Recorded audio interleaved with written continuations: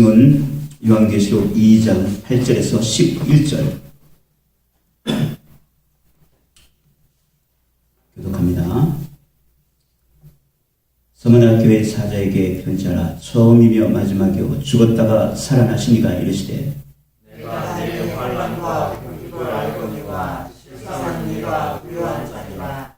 자칭 유대인이라 하는 자들의 이런도 알거니와 실상은 유대인이 아니요 사탄의 외관이라. 너는 장차 받을 고난을 두려워하지 말라. 볼지어다 마귀가 장차 너희 가운데서 몇 사람을 옥에 던져 시험을 받게 하리니 너희가 10일 동안 환난을 받으리라. 내가 죽도록 충성하라. 그리하면 내가 생명의 관을 내게 주리라. 믿는 자는 성령이 교회들에게 하시는 말씀을 들을지어다. 이기는 자는 둘째 사망의 해를 받지 아니하리라. 아멘. 종교의 관은 생명을 찬양하는 것입니다. 생명의 가치를 깨닫게 하고 생명을 존중하게 하는 것이 종교가 해야 될 가장 중요한 역할입니다. 인간 사회에서 종교를 갖는다는 것, 신앙을 갖는다는 것은 나와 너, 우리는 함께 존중받아야 할 그러한 영혼, 영적 존재임을 깊이 각인시키는 데 있습니다. 특히 그리스도인은 세상을 향한 하나님의 크신 사랑을 삶 속에서 온전히 나타내는데 그 사명이 있습니다. 하나님은 왜 인류의 조성을 아담 한 사람으로부터 시작하게 했을까? 모든 인류는 한 조상의 형제임을 말씀하시려고 이렇게 한 사람으로 시작한 것입니다. 또한 예수 그리스도의 십자가는 세상을 향한 하나님의 크신 사랑의 증표며 이렇게 신앙은 생명, 영혼이 얼마나 귀하고 가치가 있는가를 깨닫게 하는 것입니다.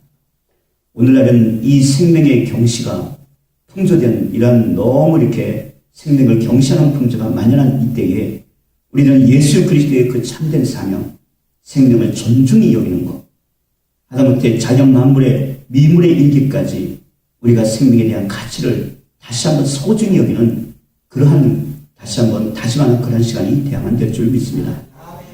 그런데 이 종교와 신앙이 생명의 가치와 존중, 영혼을 향한 진리에 있지 않고 종교와 신앙이 세상의 굴복적인 물질의 복 혹은 안락한 생활, 인간 삶의 형통, 출세 등의 현세적인 것에 포커스를 맞췄다는 그 종교와 신앙을 세속화되었다고 말하는 것입니다. 세속화라고 하는 것은 생명을 존중히 여기고 영적인 존재, 내적인 존재 그런 것에 포커스가 있어야 되는데 이 세상의 구복적인 것, 기복적인 것, 현세적인 것, 그래서 물질적인 것, 이 세상 것에 포커스가 있다면 이것을 세속화, 그래서 이러한 신앙을 기복적 신앙, 샤머니즘화 되었다고 얘기하는 것입니다. 그래서 이러한 세상적인 종교를 타락한 종교, 부패한 종교로 이렇게 일컫는 것입니다. 오늘날 종교의 본질은 잃어버린 채 이러한 구복적이고 세속화된 신앙이 너무나 난무하고 있습니다. 오히려 종교의 목적을 이러한 세속적인 것에 두고 있기 때문에 많은 타락의 현상을 볼 수가 있습니다. 비단 이것은 기독교뿐이 아니고 모든 종교들, 불교나 모든 종교들이 오늘날은 이 물질적인 것에 굴복을 해서 여기에 모든 포커스가 있기 때문에 하나의 종교의 본질과 목적을 잃어버리고 종교를 수단 삼아서 인간적이고 현세적인 세상적인 것에 포커스가 있기 때문에 오늘날 종교는 타락의 종교의 모습을 만연히 볼 수가 있습니다. 물질적인 풍요는 영적인 빈곤을 가져옵니다. 오히려 가난 속에 믿음의 풍요를 얻을 수 있고 청빈한 삶 속에 영혼의 향기가 묻어나게 되어 있습니다. 오늘 성경은 말합니다. 내가 내 환난과 궁핍을 알고 있다고 하나님께서는 지금 서문학교에 말씀을 하고 있습니다. 9절 말씀에 보면은 내 환난과 궁핍을 안다. 하나님은 이 서문학교의 환난과 궁핍을 보고 있다는 얘기입니다. 서문학교에는 이러한 환난과 궁핍 속에서 더욱 하나님을 의지하는 믿음의 풍성한 자가 되었습니다.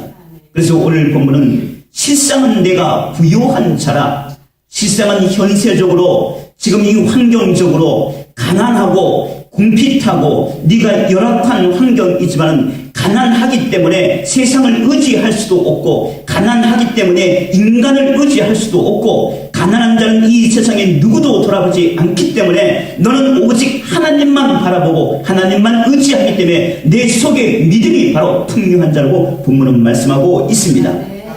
가난이란 세상의 멸시와 조롱의 대상입니다. 그렇기에 가난한 자는 하나님의 위로가 큽니다. 자칭 유대인이라고 하는 자들은 조롱합니다. 자칭 크리스찬이라고 하는 자들이 하나님의 이런 자들은 하나님의 부의 하나님, 여기서 권세의 하나님, 물질의 하나님, 이 세상 부귀 영화를 누리는 하나님을 이들은 말할지 모르지만은 오늘 여기서 하나님은 가난한 자의 하나님입니다. 왜 그럴까요? 가난하기 때문에 하나님만 의지할 수밖에 없습니다. 하나님이 인생의 궁극적인 목적이요 삶의 소망이요 가난하기 때문에 오직 하나님을 아는 것으로 기쁨을 삼기 때문에 이 하나님은 가난한 자의 하나님입니다. 하나님은 소문학 교회를 향해 너희에게 가난을 면하게 하고 부자로 만들어주겠다고 하지 않습니다. 오히려 앞으로 고난이 있을 것이라고 말씀을 하고 있습니다. 10절에 보면 장차 미래를 말합니다. 고난을 두려워하지 말라고 얘기합니다. 고난을 오늘날 많은 자들은 어떻게 하면 이 궁핍함을 면해볼까? 어떻게 하면 수단 방법을 하나님은 여기서 어떻게 해서 때를 쓸어 가더라도 여기서 이 모든 것을 환경을 면해볼까라고 말할지 모르지만 오히려 하나님께서는 앞으로 있을 고난이 있을 것이고 앞으로 환난이 있을 것이라고 얘기하고 있습니다. 너를 여기서 풍요롭게 만드는 것이 아니라 앞으로 있을 고난과 역경이 있는데 이것을 두려워하지 말라고 지금 여기서 말씀을 하고 있습니다. 왜 그럴까요? 네가 가난한 가운데에서 내가 너와 함께 했듯이 앞으로 가난과 궁핍 가운데 환난이 있겠지만 너와 함께 하겠다고 지금 말씀해주고 있는 겁니다. 약속해주고 있는 겁니다. 서문학교회는 소망이 이 세상에 있지 않고 저 하늘에 소망을 두고 있습니다. 왜냐하면 이 세상은 잠시 스쳐가는 나그네의 길입니다. 하나님이 주신 사명을 잘 감당하다가 오늘이라도 부르시면 찬송하며 우리 주 예수 그리스도를 배울 것을 소망하는 것이 서문학교입니다. 그래서 이들에게 있어서는 옥에 있든 죽음의 위협 속에 있든 두렵지가 않습니다. 사나 죽으나 오직 주님만을 위하여서 나아갈 뿐입니다. 오늘 본문 10절에 보면 옥에 던져 시험을 받게 하리니 지금 이 옥 속에 여러분과 복음 때문에 지금 이 박해 시대 너무나 힘들고 어려운 이 시대에 예수 그리스도를 믿는다고 하는 이 사실이 여기서 두려움과 죽음의 위험을 여기서 지금 감당을 해야 되는데 차라리 이것을 내가 목숨을 다 하더라도 결코 여기서 포기하지 않고 주의 복음과 십자가를 위해서 살리라고 하는 것이 서문학교의 믿음의 내용이었습니다. 사나 죽으나 오직 주님만을 위해서 사는 삶. 이것이 참된 믿음입니다. 고난과 환난은 피하는 것이 아니라 부딪혀 이기는 것입니다. 우리 모든 인생들은 이 고난과 환난에 대해서 어떻게 피할까를 생각하지 말고 어차피 당해야 될 고난과 환난이라면 우리가 담대히 맞서서 어떻게 이길까? 이것이 믿음입니다. 1927년 평양 장로교신학교 22회 졸업자인 곽경환 목사가 있습니다. 일제시대죠. 27년. 그는 충북 괴산 보은 청원 등지에서 목회 사역을 하다가 8.15 해방을 맞습니다. 해방 후에는 법무부의 형무소 교화제도에 의해서 기독교 목사로 재소자들의 교정을 위해서 신앙교육을 담당했습니다. 그래서 이 곽경환 목사가 처음으로 여기서 이 재소자들을 위한 그런 신앙교육을 시키는 그 장소가 청주교도소에서 재소자들에게 복음을 전하며 충성을 다했습니다. 그러던 중 6.25 사변이 발발했습니다. 천하가 공산당에 그런 천지가 되었습니다. 사람들은 이 죽음과 위험의 길에 피하기 위해서 너도 나도 다 피난길을 떠납니다. 곽경환 목사는 이 와중에 맡겨주신 영혼들, 재소자들을 떠날 수가 없었습니다. 내 혼자 살겠다고 피난길에 들어선다는 것이 성직자의 양심상 도저히 그럴 수 없어서 그 제소자들과 함께 남아 전쟁 중에도 여기서 성경 공부와 기도로 그 맡겨진 영혼들을 위해서 충성을 다했습니다. 그때 갑자기 공산군이 들이닥쳤습니다. 모두 유치장에 수감을 시킵니다. 수감 중에 이 곽경환 목사도 온갖 심한 고문과 학대를 다 받으며 지냅니다. 그러나 그러는 가운데서도 제수자들에게 위로를 합니다. 복음을 전합니다. 그들을 위해서 기도합니다. 아마 모르긴 몰라도 그 제수자들은 하나님의 사랑을 느꼈을 겁니다. 위험 속에서도 하나님의 종에 끝까지 남아서 자기들이 영혼을 돌보는 그 모습을 보고 그 제수자들의 마음은, 그 굳어진 마음은 분명히 하나님의 사랑에 의해서 녹아 들어갔을 겁니다. 하루하루 갇혀서 살아가던 중에 유엔군의 반격이 시작이 되었고 전세는 공산군에게 불리하게 전개되었습니다. 어느 날 공산군은 수감자 전원을 다른 곳으로 이송한다고 전부 다 끌어냅니다. 공산군은 곽경환 목사를 비롯한 50여명의 죄수들을 청주 무신천면으로 끌어갑니다. 그리고 한꺼번에 총살을 다합니다. 시신들은 그냥 물속에 다 쳐놓고 유유히 사라집니다. 이때가 8월 한가위 이틀 앞둔 음력 13일 늦은 밤이었습니다. 옷 보십시오. 무엇이 충성인가? 곽경환 목사의 이 삶의, 짤막한 이 삶의 테두리 속에 여기서 하나를 볼 수가 있습니다. 신앙은 피하는 것이 아니고 자기의 자리에서 끝까지 맡겨진 사명을 충성을 다하는 것입니다. 신앙은 어떤 환경이라도 흔들리지 않는 것입니다. 주어진 사명을 다하는 데 있습니다. 사단은 자꾸만 여기서 떠나라고 얘기할 겁니다. 사단의 특징은 지위를 떠나게 하는 겁니다. 자기 자리를 떠나게 하는 것입니다. 얘야, 거기서 굳이 무슨 고생할 필요가 있느냐? 이 자리를 떠나면 얼마나 편한 길이 있는데 사단은 속삭이고 있습니다. 그러나 신앙은 뭡니까? 신앙이라고 하는 것은 맡겨진 저 영혼들을 나는 끝까지 돌봐야만 한다는 그런 불붙는 사명, 하나님을 향한 그 사명, 영혼을 향한 그 사랑이야말로 참된 신앙의 본질입니다. 오늘 본문의 성경은 얘기합니다. 내가 죽도록 충성하라. 너무나 많이 여기서 말씀들을 하고 있는 겁니다. 죽도록 충성하라. 서문학교에 무엇이 충성이었나? 서문하라고 하는 뜻은, 이 말뜻은 모략이라고 하는 뜻입니다. 모략은 죽음을 의미합니다. 죽은 자를 위한 그런 향유의 일종입니다. 예수 그리스도의 십자가는 모략으로 나타내고 있습니다. 동방 박사들의 예물 중에 모략이 있습니다. 서문학교회는 바로 순교하는 교회였습니다. 서문학교회 감독 폴리갑은 제4차 기독교 박해 시대 때 황제의 순교를 거절함으로 여기서 순교를 당합니다. 경기장 안에 끌려온 폴리갑을 향해서 총독은 마지막으로 권유하고 있습니다. 그리스도를 부인하라. 황제를 숭배하라. 그러나 폴리갑은 총독과 경기장을 가득 메운 군중들을 향해 이렇게 외칩니다. 나는 86년 동안 그리스도를 섬겨왔다. 어찌 나를 구원하신 나의 왕 그리스도를 모독할 수 있겠는가? 담대히 맞서서 싸웠습니다. 폴리갑은 하늘로부터 오는 내년의 음성을 듣습니다. 폴리갑아, 강건하여라. 그리고 용감하게 맞서 싸우라.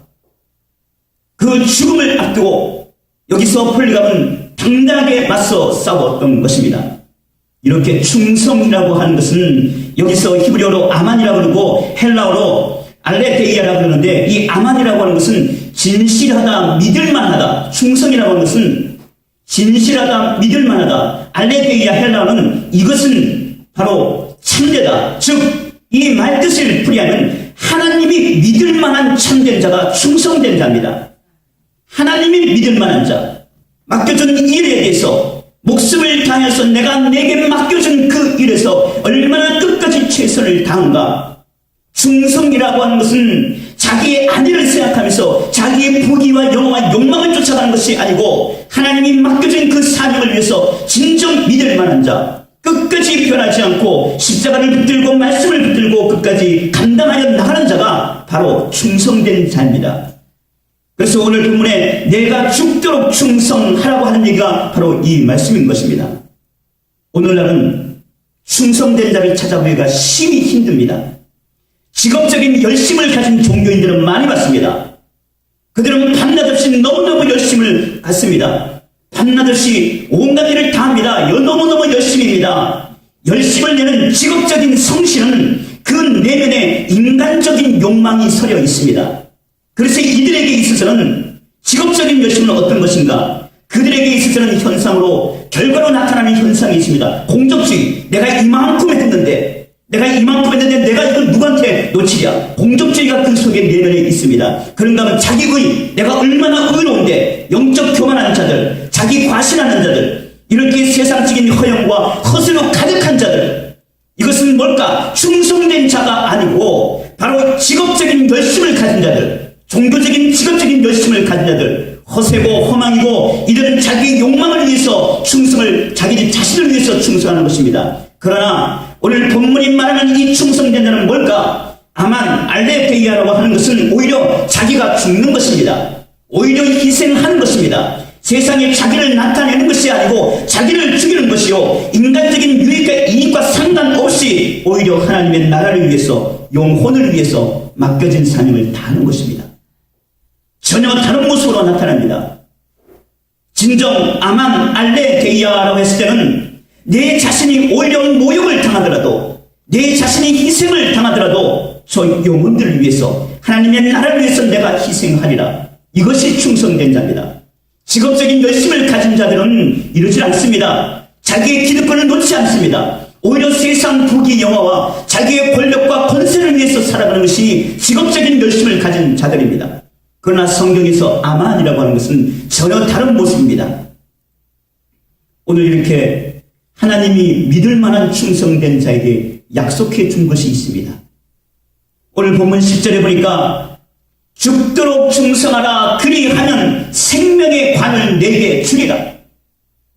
이것이야말로 우리의 소망입니다. 이 생명의 관은 승리한 자에게 주어지는 승리의 관입니다.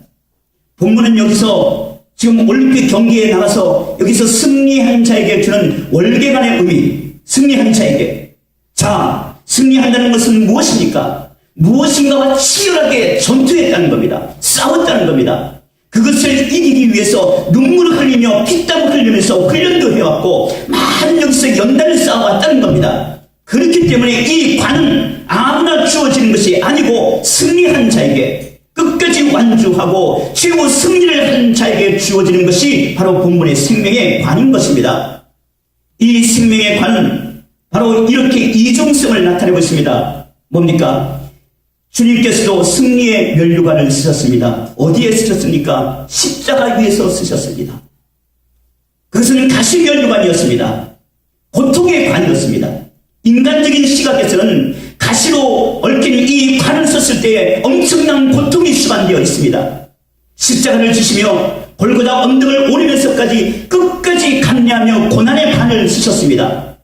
그러나 이 면류관이, 이 십자가 위에서 면류관이 바로 승리의 생명의 관이 되었습니다. 그래서 바울사도는 예수 그리스도께서 바로 부활하사 하나님의 보호자 우편에 계신 놀라운 이런 승리의 모습으로 나타내고 있는 것입니다. 우리에게도 마찬가지입니다. 지금 현재의 삶이 비록 고통스럽고 환난과 역경 가운데 힘들지만은 이 복음을 위해서 내 자신이 희생을 하면서 끝까지 이 승리의 관을 위해서 충성을 다하리라. 그럴 때는 이것이 놀라운 생명의 관으로 우리에게 주어질 것입니다. 오늘날 죽도록 충성하는 성도에게 이 관을 주신다고 약속해 주고 있습니다. 이 관은 뭡니까? 죽음을 능가하는 겁니다. 우리에게는 삶과 죽음에 이제는 초월되어 있습니다. 생명이라고 지금 앞에 나와 있습니다. 생명은 뭡니까? 죽음이 없다는 얘기입니다. 사람들은, 인생들은 죽음에 대해서 이런 말을 합니다. 죽음은 끝이라고 얘기합니다. 죽음에 대해서는 두려워합니다. 그러나 우리에게는 죽음은 새로운 출발이다. 죽음은 생명의 출발이다. 너희가 보지 못하는, 육신의 눈으로 알지 못하는 새로운 영적 세계에 기다리고 있는 첫 관문이 죽음이라는 겁니다. 그래서 우리에겐 죽음이 아니고 새로운 생명이 시작되는 출발이라고 본문은 말하고 있습니다. 그래서 생명의 관이라고 얘기하고 있는 겁니다. 오늘 죽도록 충성하는 자에게 바로 이 관을 주시겠다고 약속하셨습니다. 비록 환난과 궁핍, 비방과 조롱이 끊임없이 가슴을 애이고 때리지만은 십자가를 향하여 지금 나아가는 자, 그리고 맡겨진 사명, 있는 자리에서 죽도록 충성하는 자, 우리 주 예수 그리스도께서 바로 우리에게 약속하신 생명의 관을 우리가 소망할 수가 있습니다. 사도 바울은 디모데후서 4장 7절 8절에 내가 선한 싸움을 싸우고 달려갈 길을 마치고 믿음을 지켰다. 그러므로 주께서 나에게 의의 면류관을 주셨다. 그리고 나뿐만 아니라 주를 위해 충성된 자에게도 이 의의 면류관을 주실 것이다. 바울 사도는 지금 이 디모데후서를 기록할 당시에 감옥에 있었습니다. 마지막 서신입니다. 그러면서 그의 인생을 들어오면서 내가 달려갈 길을 다 마쳤다. 이제 충성을 다했다. 앞으로 이제 죽음을 앞두고 있는데 이 죽음은 죽음이 아니고 우리 주 예수 그리스도께서 나에게 주실 의의 면류관을 준비한 그 시간이다. 그것을 바라본다는 겁니다. 우리에게는 똑같은 지금 말씀이 적용되고 있습니다. 죽도록 충성하십시오. 우리에게 있어 바로 죽도록 충성해야 될 이유가 바로 여기에 있는 겁니다. 영국의 대문호 칼라일은 그대가 하는 일이 미천해 보일지라도 낙심하지 말라. 그대의 하는 일은 하나님께서 그대에게만 맡기신 중요한 일이다. 그대의 손으로 무슨 일을 하든 힘껏 하라. 우리가 충성을 다하는 것은 곧 세상의 불행을 없애는 최선의 방법이다. 칼라일이 한 얘기입니다. 우리에게 지금 맡겨진 이 사명, 이것이 비록 미천해 보일지 모르지만 가장 큰 소중한 것입니다. 우리에게서 이 맡겨진 우리가 있는 이 자리에서 충성을 다할 때 놀라운 하나님의 축복이 임재하는 겁니다. 이것이 참된 행복입니다. 미국 16대 대통령 아브라함 링컨은 이런 말씀을 하셨습니다. 보잘것없는 작은 일이 우리의 삶에 위대한 변화를 줄 수 있다. 위대한 사람은 작은 일에 충성하는 자다. 우리에게 있어 지금 충성해야 될 이유가 바로 여기에 있는 겁니다. 하나님이 우리에게 맡겨주신 일이 있어요. 이것은 자그마한 것 같지만 위대한 것입니다. 이것은 주님께서도 하시는 말씀이 누가복음 16장 10절에 보면은 지극히 작은 것에 충성된 자가 지극히 큰 것에도 충성되다. 오늘 우리 모두에게 이런 맡겨진 작은 일 같지만은 이것이야말로 충성된 자의 본보기로 우리가 여기서 검증이 되는 겁니다. 작은 일에 충성한 자가 큰 일에도 충성할 것이고 여기서 우리가 우리가 하나님을 믿을 만한 자가 되기 위해서 죽도록 우리가 충성해야 될 이유가 여기에 있는 겁니다. 사랑하는 성도 여러분, 오늘 우리에게 있어서 하나님께서 놀라운 것을 맡겼습니다. 이것은 우리에게 가장 큰 축복입니다. 우리가 이 축복을 위해서 참으로 달려갈 길을 끝까지 달려나가시는 우리 모두가 되시기를 주의 이름으로 간절히 축원드립니다. 기도합니다.